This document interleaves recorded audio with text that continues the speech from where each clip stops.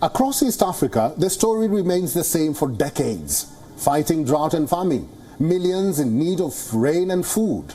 But how did it all start? And why is the continent stuck with the same narrative over the years? Our report this week looks at the history plagued by spells of dry season, the consequences, its impact, and what is being done to avert the crisis. We begin with the Kenyan story.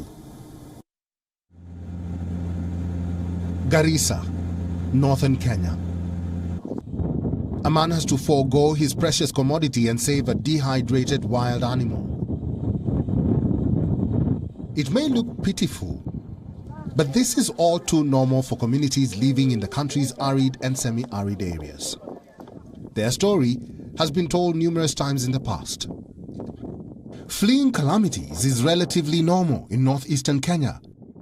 Families pack up and escape the scorching sun and the vagaries of drought.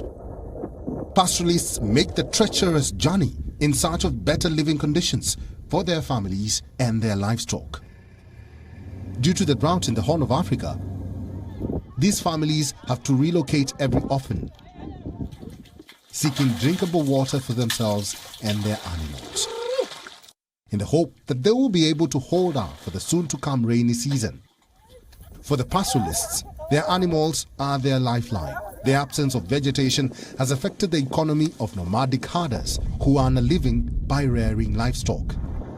Droughts are not new to this region, but they are intensifying. There is growing scientific analysis suggesting that climate change aggravates their impact. For many in East Africa, the current drought is the worst in living memory. It is now the third year of very low rainfall, coupled with high temperatures, which have exhausted people's ability to cope with their drier conditions and unpredictable rains. We just couldn't cope with the damage as they occurred back to back. First, all grazing lands were covered by flood, then the drought caused even more damage, adding to our plight. After 3 failed rainy seasons, it's estimated that the region is the driest it has been in 40 years. We're now waiting for the current rainy season to arrive. It's late, and we're very concerned of what the implications will be if it is below average. The estimates suggest that the numbers affected could skyrocket to 20 million people. We need the ability to respond. We need the rain.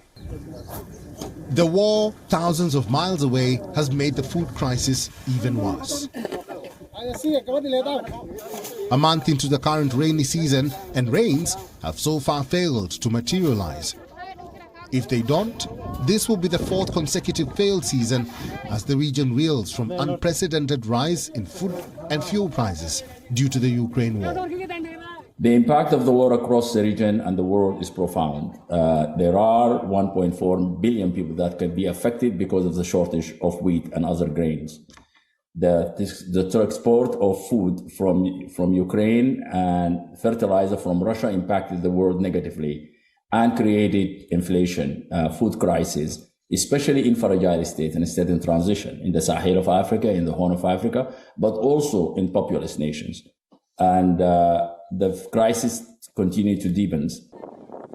In Kenya, the number of people in need of assistance has risen more than 4-fold in less than 2 years. Nomadic pastoralists are among the hardest hit by this drought, which has left exceptional numbers of people without most or all of their livestock. They live on harsher lands and receive little support from governments. More frequent droughts are making it harder for people to recover between shocks, making them more vulnerable to the next crisis.